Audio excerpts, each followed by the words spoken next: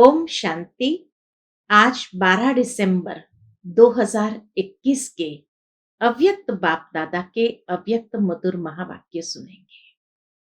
ये अव्यक्त मधुर महावाक्य अव्यक्त बाप दादा ने 9 दिसंबर 1989 को सुनाए थे, जिसमें विशेष बाबा दो प्रकार के बच्चों को देख रहे हैं।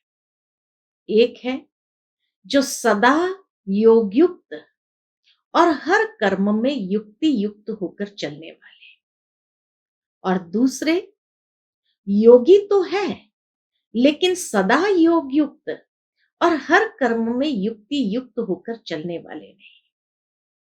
वैसे बाबा कहे ब्राह्मण जीवन है ही योग युक्त युक्ति युक्त जीवन, क्योंकि ब्राह्मण जीवन की अलौकिकता विशेषता यही है कि न्यारा और प्यारा होकर रहना, अर्थात सदा योग युक्त और युक्ति युक्त होकर चलना। लेकिन फिर भी बाबा कहे अंतर क्यों पड़ जाता है? तो कारण बाबा ने बताया कि नॉलेज तो सभी को है, लक्ष्य भी है, परंतु कहीं न कहीं चलते चलते किसी बात के परवश हो जाते हैं, इसलिए रुक जाते हैं और तभी लक्ष्य के हिसाब से उस लक्षण को इमर्ज नहीं कर पाते हैं। बाबा कहे वैसे ब्राह्मणों में लक्ष्य और लक्षण को समान समीप नंबर 1 करने वाली आत्मा है ब्रह्मा बाप। और ब्रह्मा बाप ने कौन सी विधि अपनाई जो सदा योग युक्त और युक्ति युक्त रहे? तो ब्रह्मा बाबा ने सदा योग युक्त और हर कर्म में युक्ति युक्त होने की विधि अपनाई कि सारथी और साक्षी होकर के चलना। तो बाबा कहे आप आत्माएं भी जब परमधाम से इस संसार में अवतरित होते हो तो इस देह में न्यारी और प्यारी हो। जब न्यारी और प्यारी हो तो नेचुरल है कि हम भी इस देह के अंदर सारथी है, अर्थात देह अभिमान इमर्ज नहीं हो सकता है। और जहां देह अभिमान नहीं तो सदा योग युक्त है। दूसरा कि जब कर्मेंद्रिय को अधीन करते हैं तो कर्मेंद्रिय को अधीन करके या कर्मेंद्रिय के सारथी बन करके जब आत्मा चलती है तो कर्मेंद्रिय को वश कर देती है, अर्थात कंट्रोलिंग पावर आ जाती है। क्योंकि माया के वार करने की विधि यही है कि कोई न कोई कर्मेंद्रिय को या आत्मा की सूक्ष्म शक्ति मन बुद्धि संस्कार को परवश कर देना, और जहां वशीभूत हुए तो सभी भूतों का आवाहन स्वतः होने लगता है और फिर युद्ध करना पड़ता है। जहां भूतों का आवाहन होता है तो बाबा कहे सारथी के बजाय स्वार्थी बन जाते हैं। इसीलिए आत्मा देह के सारथी है। जब सारथी बनकर चलते हैं तो वशीभूत होने वाली नहीं, लेकिन वश करके चलाने वाली है। साथ ही साथ बाबा कहे कि जब सारथी बनकर के चलते हैं तो आत्म अभिमानी स्थिति स्वतः जागृत हो जाती है। फिर हमें कभी भी अधीनता स्वीकारनी नहीं पड़ती है। जब अधीन हो जाते हैं तो अशुद्ध संस्कार जागृत होते हैं, और जहां अशुद्ध संस्कार जागृत हुए तो मजबूर हो जाते हैं। लेकिन जब सारथी बनकर चलते हैं तो आत्मा के शुद्ध संस्कार जागृत होते तो मजबूर बनने के बजाय मजबूत बन जाते हैं। इसीलिए बाबा कहे फॉलो ब्रह्मा बाप करना है, जिस तरह ब्रह्मा बाप ने सारथी बनकर के पाठ बजाया तो स्वतः साक्षी हो गया। हर खेल को देखने, करने या सुनने में साक्षी हो गया।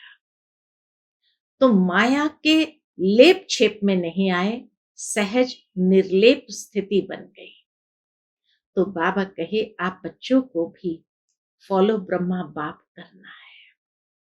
तो सुनते हैं बाबा के मधुर महावाक्य। आज के मुरली का विषय है योग युक्त युक्ति युक्त बनने की युक्ति। आज बाप दादा अपने सर्व बच्चों में से विशेष 2 प्रकार के बच्चे देख रहे हैं। कौन से 2 प्रकार के बच्चे बाबा ने देखे? एक है सदा योग युक्त और हर कर्म में युक्ति युक्त। सदा योग युक्त और हर कर्म में युक्ति युक्त। दूसरे योगी है लेकिन सदा योग युक्त नहीं है और सदा हर कर्म में स्वतः युक्ति युक्त नहीं है। मनसा व बोल कर्म तीनों में से कभी किस में युक्ति युक्त नहीं है। बैलेंस नहीं रहता है तो युक्ति युक्त भी नहीं रहते हैं। तो बाबा कहे कभी मनसा में, कभी वाचा में, कभी कर्म में, कहां न कहां कोई ना कोई एक जगह पर युक्ति युक्त नहीं रह सकते। वैसे ब्राह्मण जीवन अर्थात स्वतः योग युक्त और सदा युक्ति युक्त। बाबा कहे ब्राह्मण जीवन लेते ही सदा योग युक्त, स्वतः योग युक्त और युक्ति युक्त नेचुरल रूप में आ जाना चाहिए। ब्राह्मण जीवन की अलौकिकता व विशेषता व न्यारा और प्यारापन यही है योग युक्त और युक्ति युक्त। जब भी कोई आत्मा ब्राह्मण आत्माओं को देखते हैं तो क्या कहते हैं? आप अलग लग रहे हो, दुनिया के लोगों की तरह नहीं है, न्यारे हो और इसीलिए प्यारे हो। तो इसीलिए बाबा कहे ब्राह्मण जीवन की अलौकिकता, विशेषता व न्यारा और प्यारापन यही है योग युक्त और युक्ति युक्त।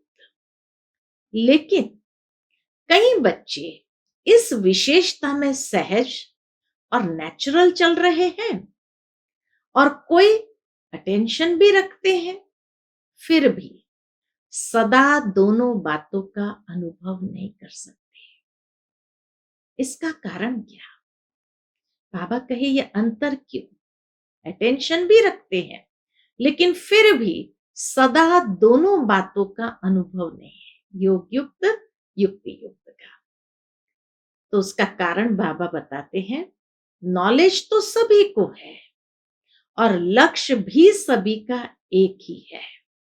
नॉलेज भी है, लक्ष्य भी है, फिर भी कोई लक्ष्य के आधार से इन दोनों लक्ष्य अर्थात योग युक्त और युक्ति युक्त स्थिति की अनुभूति के समीप है और कोई कभी फास्ट पुरुषार्थ से समीप आते हैं लेकिन कभी समीप और कभी चलते चलते कोई न कोई कारणवश रुक जाते हैं, कोई न कोई कारणवश रुक जाते हैं। इसीलिए सदा लक्षण के समीप अनुभूति नहीं करते। सर्व ब्राह्मण आत्माओं में से इस श्रेष्ठ लक्ष्य तक नंबर 1 समीप कौन? बाबा पूछते हैं सभी ब्राह्मण आत्माओं में से इस श्रेष्ठ लक्ष्य तक नंबर 1 समीप कौन? जहां योग युक्त और युक्ति युक्त सदा रहे तो उस लक्ष्य तक नंबर 1 समीप कौन? ब्रह्मा बाप। क्या विधि अपनाई? ब्रह्मा बाबा ने कौन सी विधि अपनाई जो इस सिद्धि को प्राप्त किया? सदा योगयुक्त रहने की सरल विधि है। अब बाबा इस मुख्य मुरली का जैसे सार तंत्र दे देते हैं कि सदा योगयुक्त रहने की सरल विधि है, सदा अपने को सारथी और साक्षी समझ चलना। ये सरल विधि है, सदा अपने को सारथी और साक्षी समझ चलना। फिर बाबा स्मृति दिलाते हैं, आप सभी श्रेष्ठ आत्माएं इस रथ के सारथी हो। नेचुरल है, आत्मा जब परमधाम से नीचे आती है तो इस रथ के सारथी हो। रथ को चलाने वाली आत्मा सारथी हो। यह स्मृति, जितनी यह स्मृति इमर्ज रूप में रहेगी तो यह स्मृति स्वतः ही इस रथ अथवा देह से न्यारा बना देती है। किसी भी प्रकार के देह भान से न्यारा बना देती है।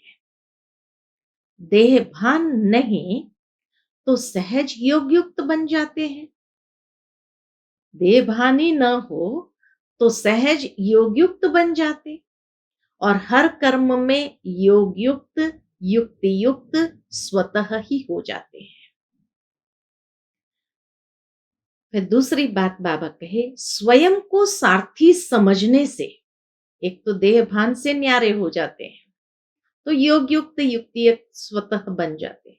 दूसरा, स्वयं को सारथी समझने से सर्व कर्मेंद्रियां अपने कंट्रोल में रहती है। अर्थात सर्व कर्मेंद्रिय को सदा लक्ष्य और लक्षण की मंजिल के समीप लाने की कंट्रोलिंग पावर आ जाती है। इतना सरल करके बाबा समझाते हैं कि सर्व कर्मेंद्रियां सदा लक्ष्य और लक्षण की मंजिल के समीप लाने की कंट्रोलिंग पावर आ जाती है आत्मा के अंदर। स्वयं सारथी किसी भी कर्मेंद्रिय के वश नहीं हो सकता। मालिक है तो किसी भी कर्मेंद्रिय के वश नहीं हो सकता, क्योंकि माया जब किसी के ऊपर भी वार करती है तो माया के वार करने की विधि यही होती है। कौन सी विधि होती है? कि कोई ना कोई स्थूल कर्मेंद्रिया अथवा सूक्ष्म शक्तियां मन बुद्धि संस्कार के परवश बना देती है। माया के वार करने की विधि क्या है? कोई ना कोई स्थूल कर्मेंद्रिया या सूक्ष्म शक्तियां मन बुद्धि संस्कार को परवश बना देती है। आप सारथी आत्माओं को जो महामंत्र वशीकरण मंत्र बाप से मिला हुआ है, कौन सा? कि मैं आत्मा स्वराज्य अधिकारी हूं। यही तो वशीकरण मंत्र है, महामंत्र बाबा से मिला है। उसको परिवर्तन कर वशीकरण के बजाय वशीभूत बना देती है। माया क्या करती है? वशीकरण मंत्र मिला है कि मैं आत्मा मालिक हूं इस शरीर और कर्मेंद्रिय की, लेकिन वशीभूत बना देती है। और एक बात में भी वशीभूत हुए तो सभी भूत प्रवेश हो जाते हैं। एक ही कर्मेंद्रिय के वशीभूत हुए तो सभी भूत प्रवेश हो जाते हैं, क्योंकि इन भूतों की भी आपस में बहुत यूनिटी है। क्या कहते बाबा? इन भूतों की भी आपस में बहुत यूनिटी है। एक भूत आया तो वह सभी का आवाहन करेगा और फिर क्या होता है? यह भूत सारथी से स्वार्थी बना देता है। सुना कितनी सुंदर बात बाबा ने कही। यह भूत सारथी से स्वार्थी बना देता है। और आप क्या करते हो जब स्वार्थी बन जाते हैं? तो क्या करते हो? या युद्ध करनी पड़ती है। तो क्या करते हो? जब सारथीपन की स्मृति में आते हो तो भूतों को भगाने की युद्ध करते हो। तो जैसे ही स्मृति आई, अरे मैं आत्मा तो सारथी हूं, तो फिर युद्ध करना चालू कर देते हैं। युद्ध की स्थिति को योग युक्त स्थिति नहीं कहेंगे। कितनी सुंदर लॉजिक बाबा ने बताई कि जब युद्ध करते हैं तो युद्ध की स्थिति योग युक्त स्थिति नहीं कहेंगे, इसलिए योग युक्त व युक्ति युक्त मंजिल के समीप जाने के बजाय रुक जाते हैं। ये कारण है रुकावट का, ये बाबा ने बता दिया। और पहला नंबर स्थिति से दूसरे नंबर में आ जाते हैं। युद्ध की स्थिति माना त्रेता युग की स्थिति हो जाती है, तो पहले नंबर सतयुग की स्थिति से दूसरे नंबर में आ जाते हैं। तो पहले नंबर स्थिति से दूसरे नंबर में आ जाते हो। सारथी अर्थात वश होने वाले नहीं, लेकिन वश कर चलाने वाले। बाबा स्मृति दिलाते कि सारथी माना वश होने वाले नहीं, देह अभिमान या देह भान या कोई भी कर्मेंद्रिय के वश होने वाले नहीं, लेकिन वश कर चलाने वाले। तो आप सब कौन हो? सारथी हो ना।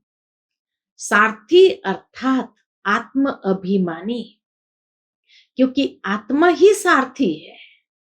तो सारथी माना आत्म अभिमानी, क्योंकि आत्मा ही सारथी है। ब्रह्मा बाप ने इसी विधि से नंबर 1 की सिद्धि प्राप्त की। सदा उस स्वमान में रहे कि मैं आत्मा चलाने वाली हूं, वश होने वाली नहीं। मैं आत्मा सारथी हूं इस देह की, कर्मेंद्रिय की। तो इसी विधि से नंबर 1 की सिद्धि प्राप्त की, इसीलिए बाप भी इसका सारथी बना। कितनी गुह्य बात बाबा ने कही, क्योंकि बाबा ने इसी विधि से, ब्रह्मा बाबा ने भी इसी विधि से सिद्धि को प्राप्त किया, इसीलिए परमात्मा भी उसका सारथी बना। सारथी बनने का यादगार बाप ने करके दिखाया। सारथी बनने का यादगार ब्रह्मा बाप ने भी करके दिखाया। फॉलो फादर कर। सारथी बन सदा सारथी जीवन में अति न्यारी और प्यारी स्थिति का अनुभव कराया।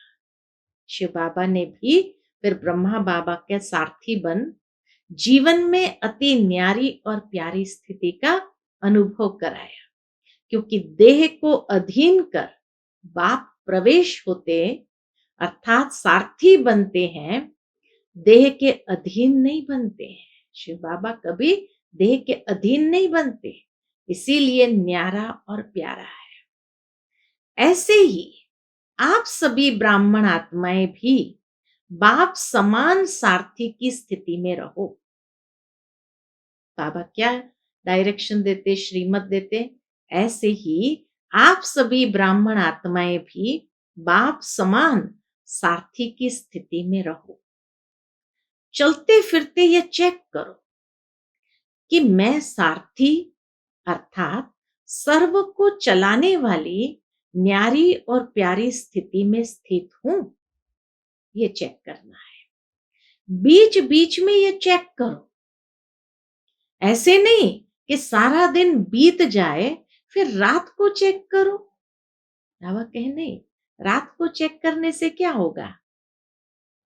तो बीच बीच में चेक करो। तो अगर कहीं वशीभूत हुए भी होंगे तो तुरंत वापस सारथी वाली स्थिति में आ जाएंगे। सारा दिन बीत गया तो बीता हुआ समय सदा के लिए कमाई से गया, इसलिए रात को नहीं चेक करो। बाबा कहे बीच बीच में चेक करो। ऐसे नहीं कि सारा दिन बीत जाए फिर रात को चेक करो। सारा दिन बीत गया तो बीता हुआ समय सदा के लिए कमाई से गया, इसलिए गंवा करके होश में नहीं आना। यह स्वतः नेचुरल संस्कार बनाओ। कौन सा? चेकिंग का। कि बीच बीच में चेकिंग का नेचुरल संस्कार बना दो। जैसे किसी के कोई पुराने संस्कार इस ब्राह्मण जीवन में अभी भी आगे बढ़ने में विघ्न रूप बन जाते हैं। तो कहते हो ना कि न चाहते भी संस्कारों के वश हो जाते हैं। जो नहीं करना चाहते हो वो कर लेते हो। कई बच्चों की ये शिकायत रहती है, ये करना नहीं चाहते हैं लेकिन पुराने संस्कार हमें परवश कर देते हैं, है ना? जब उल्टे संस्कार न चाहते कोई भी कर्म करा लेते हैं, तो ये नेचुरल चेकिंग का शुद्ध संस्कार अपना नहीं बना सकते हो। बिना मेहनत के चेकिंग के शुद्ध संस्कार स्वतः ही कार्य कराते रहेंगे। इसलिए बीच-बीच में चेकिंग की आदत होगी, तो क्या होगा? बिना मेहनत के चेकिंग के शुद्ध संस्कार स्वतः ही कार्य कराते रहेंगे। ये नहीं कहेंगे कि भूल जाते हैं या बहुत बिजी रहते हैं। बाबा कहे ये फिर कहना नहीं पड़ेगा।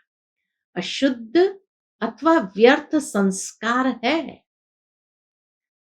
अशुद्ध अथवा व्यर्थ संस्कार है। कई बच्चों में अशुद्ध संस्कार नहीं तो व्यर्थ संस्कार भी है। ये अशुद्ध व्यर्थ संस्कार भुलाते भी नहीं भूल सकते। ये अशुद्ध व्यर्थ संस्कार भुलाते भी नहीं भूल सकते हो और यही कहते हो कि मेरा भाव नहीं था, लेकिन मेरा ये पुराना स्वभाव है, वह संस्कार है जो बार बार इमर्ज हो जाता है। तो अशुद्ध नहीं भूलता, फिर शुद्ध संस्कार कैसे भूल जाता है? पूछते हैं, बाबा को भी वंडर लगता है कि जब अशुद्ध नहीं भूलता फिर शुद्ध संस्कार कैसे भूल जाता है चेकिंग करने के। तो सारथीपन की स्थिति स्वतः ही स्व उन्नति के शुद्ध संस्कार इमर्ज करती है। सारथीपन की स्थिति स्वतः ही स्व उन्नति के शुद्ध संस्कार इमर्ज करती है और नेचुरल समय प्रमाण सहज चेकिंग होती रहती है। और नेचुरल समय प्रमाण सहज चेकिंग होती रहेगी। अशुद्ध आदत, बहुत गहरी बात बाबा ने कही है यहाँ। अशुद्ध आदत से मजबूर हो जाते हो और इस आदत से मजबूत हो जाएंगे। अशुद्ध संस्कार हमें मजबूर करेगा और ये शुद्ध संस्कार हमें मजबूत करेगा। बीच बीच में जो चेकिंग करने के शुद्ध संस्कार इमर्ज करते रहेंगे तो ये हमें मजबूत करेगा। इसलिए बाबा कहे अशुद्ध आदत से मजबूर हो जाते हो और इस आदत से मजबूत हो जाएंगे। तो सुना सदा योग युक्त, युक्ति युक्त रहने की विधि क्या हुई? सारथी बन चलना। सारथी स्वतः ही साक्षी हो, कुछ भी करेंगे, देखेंगे, सुनेंगे। साक्षी बन देखने, सोचने, करने, सब में सब कुछ करते भी निर्लेप रहेंगे। देखेंगे, करते हुए भी निर्लेप रहेंगे। तो साक्षी बन देखने, सोचने, करने, सब में सब कुछ करते भी निर्लेप रहेंगे, अर्थात माया के लेप से न्यारे रहेंगे। तो पाठ पक्का किया ना? ब्रह्मा बाप को फॉलो करने वाले हो ना? ब्रह्मा बाप से बहुत प्यार है ना? प्यार की निशानी है समान बनना, अर्थात फॉलो करना। जिसको जिससे प्यार है तो उसके समान बनते और फॉलो करते हैं। बाबा के सन्मुख टीचर्स बैठी थी, तो बाबा कहे सभी टीचर्स का बाप से कितना प्यार है। बाप सदा टीचर्स को अपने सेवा के समीप साथी समझते हैं। इतना ऊंचा स्वमान है कि भगवान हर टीचर को अपने सेवा के समीप साथी समझते हैं। नशा चढ़ जाता है तो पहले फॉलो टीचर्स करेंगी ना। जहां भगवान इतना ऊंचा सम्मान देते हैं तो फिर बाबा पूछते तो पहले फॉलो कौन करेगा? टीचर्स करेगी ना। इसमें सदा यही लक्ष्य रखो कि पहले मैं। ईर्ष्या में पहले मैं नहीं, वह नुकसान करती है। शब्द वही है, पहले मैं, लेकिन एक है ईर्ष्यावश पहले मैं। तो इससे पहले के बजाय कहाँ लास्ट पहुंच जाता है, फर्स्ट से लास्ट आ जाता है। जब ईर्ष्यावश पहले मैं करेंगे तो बाबा कहे फर्स्ट नंबर से लास्ट नंबर पहुंच जाएंगे। और फॉलो फादर में पहले मैं कहा और किया तो फर्स्ट के साथ में आप भी फर्स्ट हो जाएंगे। कितनी सुंदर विधि बताई, last so first so fast जाने की, लास्ट सो फर्स्ट और फर्स्ट से फास्ट जाने की विधि क्या, फॉलो फादर करने में पहले मैं करूं। जब पहले मैं करेंगे तो फर्स्ट के साथ आप भी फर्स्ट हो जाएंगे। और ईर्ष्यावश अगर पहले मैं, इसको नहीं पहले मैं, तो क्या होगा, और ही लास्ट चले जाएंगे। ब्रह्मा फर्स्ट है ना, तो सदा यह लक्ष्य रखो कि टीचर्स अर्थात फॉलो फादर और नंबर 1 फॉलो फादर। जैसे ब्रह्मा नंबर 1 बना तो फॉलो करने वाले भी नंबर 1 का लक्ष्य रखो। टीचर्स सभी ऐसे पक्की है ना, हिम्मत है फॉलो करने की, क्योंकि टीचर्स अर्थात निमित्त बनने वाली अनेक आत्माओं के निमित्त हो, तो निमित्त बनने वालों के ऊपर कितनी जिम्मेवारी है। जैसे ब्रह्मा बाप निमित्त रहे ना, तो ब्रह्मा बाप को देख करके कितने ब्राह्मण तैयार हुए। ऐसे ही टीचर्स कोई भी कार्य करती हो, चाहे खाना बना रही हो, चाहे सफाई कर रही हो, लेकिन हर कर्म करते यह स्मृति रहे कि मैं निमित्त हूं। अनेक आत्माओं के प्रति जो और जैसा मैं करूंगी, मुझ निमित्त आत्मा को देख और भी करेंगे। अनेक आत्माओं के प्रति जो और जैसा मैं करूंगी, मुझ निमित्त आत्मा को देख और भी करेंगे। इसलिए बाप दादा सदैव कहते हैं, एक तरफ है भाषण करना और दूसरे तरफ है बर्तन मांजना। दोनों ही काम में योग युक्त युक्ति युक्त। काम कैसा भी हो, लेकिन स्थिति सदा ही योग युक्त और युक्ति युक्त हो। काम कोई भी हो, लेकिन हमारी स्थिति कैसी है, सदा योग युक्त युक्ति युक्त हो। ऐसे नहीं भाषण कर रहे हैं तब तो योग युक्त रहे, और बर्तन मांजना अर्थात साधारण काम कर रहे हैं तो स्थिति भी साधारण हो जाए।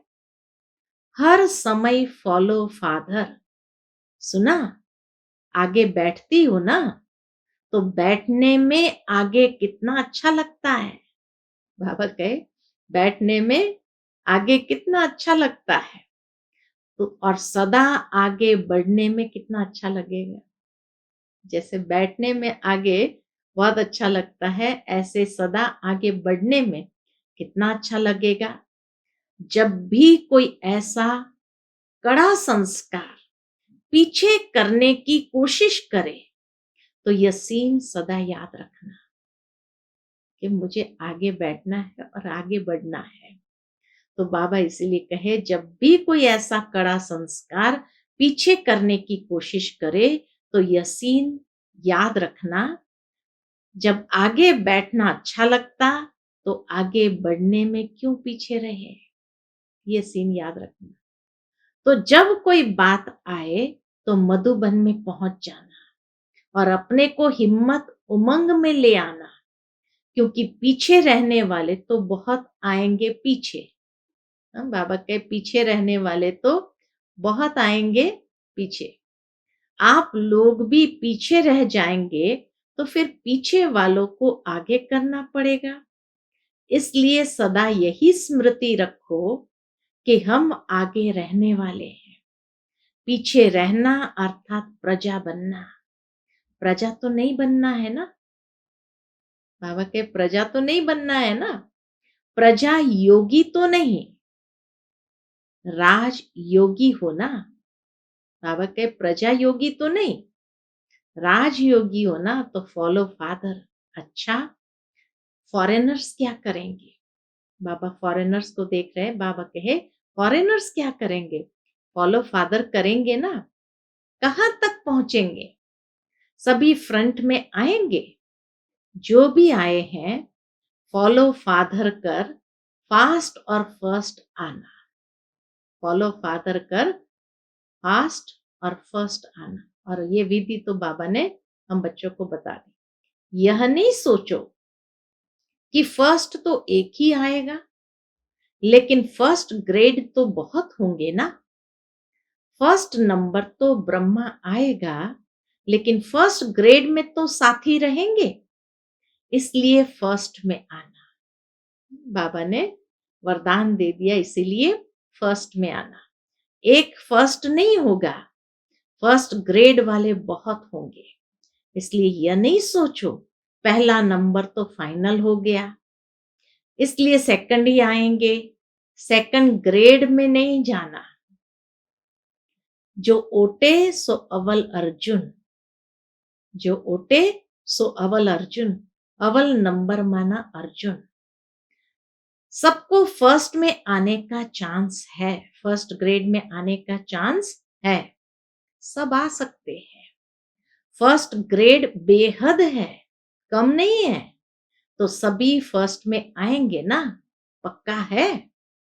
अच्छा, सदा ब्रह्मा बाप को फॉलो करने वाले, सदा स्वतः योग युक्त युक्ति युक्त रहने वाले, सदा सारथी बन कर्मेंद्रिय को श्रेष्ठ मार्ग पर चलाने वाले, सदा मंजिल के समीप रहने वाले, ऐसे सर्वश्रेष्ठ आत्माओं को बाप दादा का याद प्यार और नमस्ते।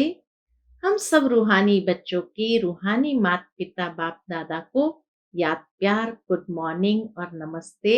नमस्ते, शुक्रिया बाबा, शुक्रिया। फिर अव्यक्त बाप दादा के जोन वाइज उच्चारे हुए मधुर महावाक्य। पहला number Indore zone. Indore zone के सामने बाबा ने मधुर महावाक्य उच्चारण किए। बाप दादा की श्रेष्ठ मत ने श्रेष्ठ गति को प्राप्त करा लिया। ऐसा अनुभव करते हो ना? बाबा की श्रेष्ठ मत से श्रेष्ठ गति को प्राप्त करा लिया, ऐसे अनुभव करते हो ना? जैसी मति वैसी गति होती है। तो बाप की श्रेष्ठ मत है तो गति भी श्रेष्ठ होगी ना। कहते हैं कि जैसे अंत मते वैसी गति।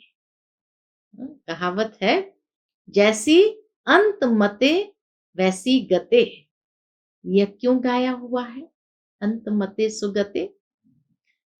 क्योंकि बाप चक्र के अंत में ही आकर श्रेष्ठ मत देता है। तो अंत समय पर श्रेष्ठ मत लेते हो और अनेक जन्म सदगति को प्राप्त करते हो, इसलिए अंत मते सुगते। इस समय बेहद की अंत मते सुगते श्रेष्ठ हो जाती है। तो इस समय का ही यादगार भक्ति में चला आता है। एक जन्म की श्रेष्ठ मत से कितने जन्म तक श्रेष्ठ गति प्राप्त करते हो? सब यादगार इस संगम युग के ही है। बाबा कहे सब यादगार इस संगम युग के ही है। यादगार क्यों बने? क्योंकि इस समय याद में रहकर कर्म करते। जो आत्मा बाबा की याद में रहकर कर्म करते, उसके हर कर्म यादगार बन जाते हैं। हर कर्म का यादगार बन गया। आप अमृत वेले विधि पूर्वक उठते हो। अब बाबा बताते हैं कैसे कैसे हर कर्म का यादगार बना। तो बाबा कहे आप अमृत वेले विधि पूर्वक उठते हो, तो देखो आपके यादगार चित्रों में भी विधि पूर्वक उठाते हैं। कितना प्यार से उठाते हैं। है जड़ चित्र, लेकिन कितने दिल से स्नेह से उठाते हैं।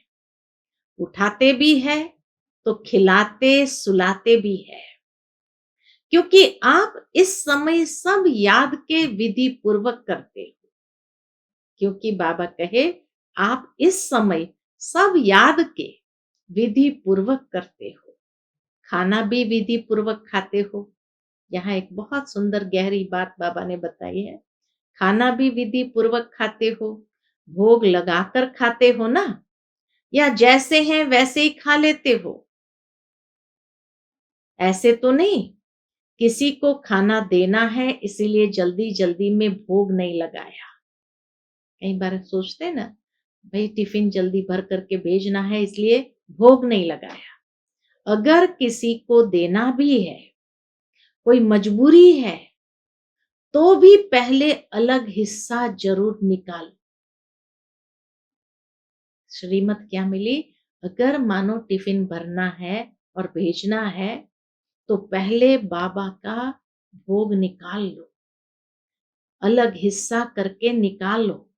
ऐसे नहीं किसी को खिलाकर पीछे भोग लगाओ, नहीं, निकाल लो, टिफिन बंद करके दे दिया, फिर पहले भोग लगा दो, ताकि वहां वो टिफिन खोले उसके पहले क्या होगा, उसको भोग लगा हुआ ही मिलेगा। तो ऐसे नहीं किसी को खिलाकर पीछे भोग लगाओ। विधि पूर्वक खाने से सिद्धि प्राप्त होती है, खुशी होती है, निरंतर याद सहज रहती है। हाँ, विधि पूर्वक कोई भी कार्य करते हैं तो बाबा कहे उसमें सिद्धि प्राप्त होती है, खुशी होती है और निरंतर याद सहज रहती है। 3 प्राप्तियां हो जाती है।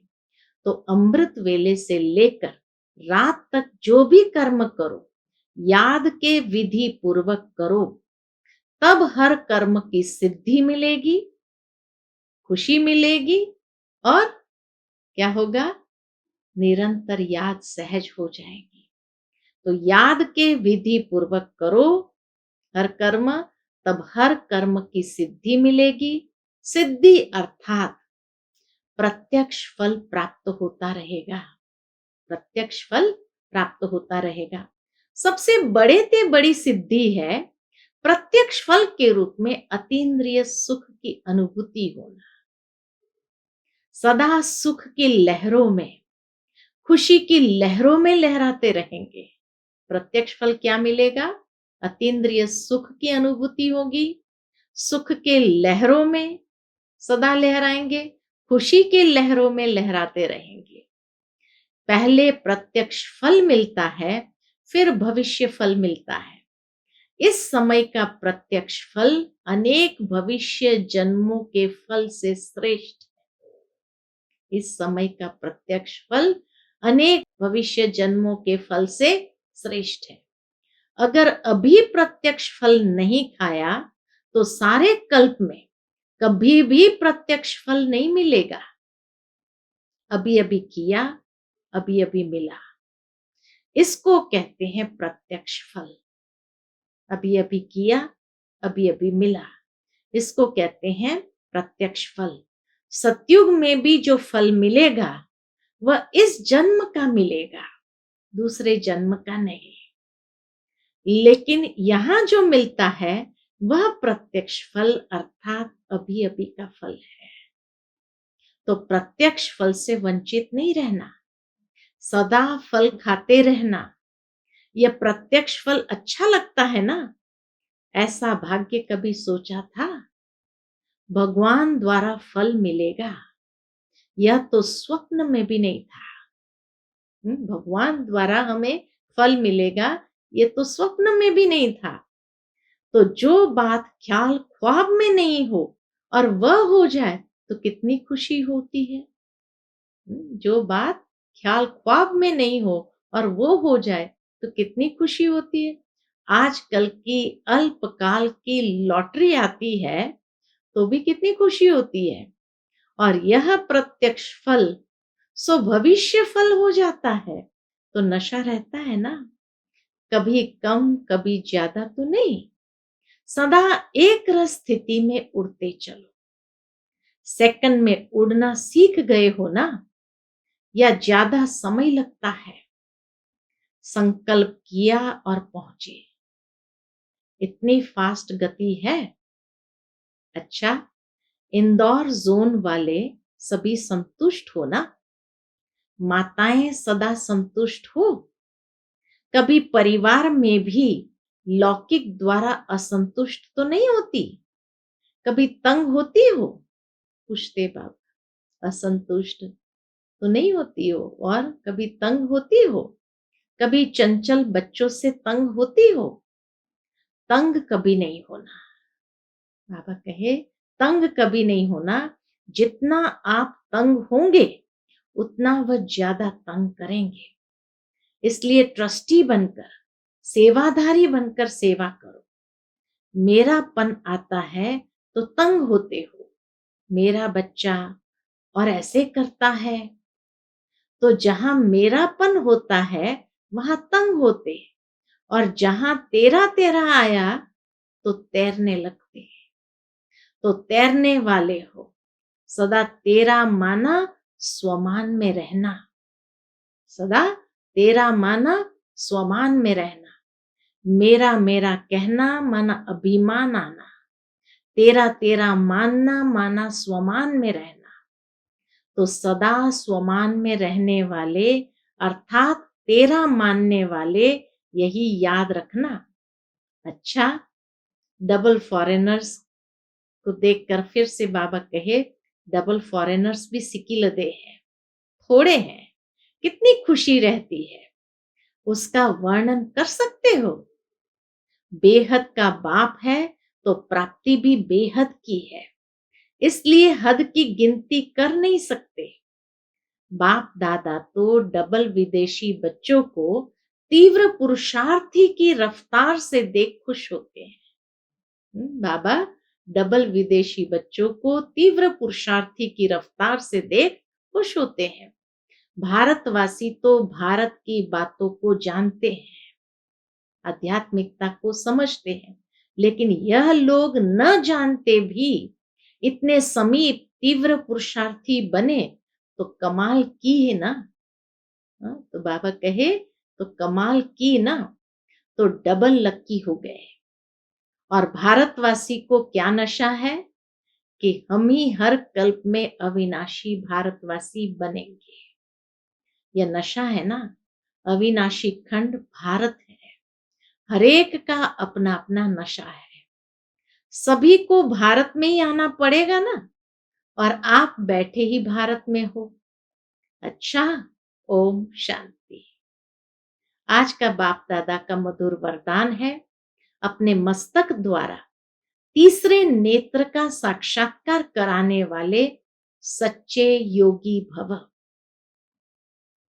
अपने मस्तक द्वारा तीसरे नेत्र का साक्षात्कार कराने वाले सच्चे योगी भव। यादगार में भी, यादगार में क्या दिखाते हैं? बाबा कहे यादगार में योगी के मस्तक पर तीसरा नेत्र दिखाते हैं।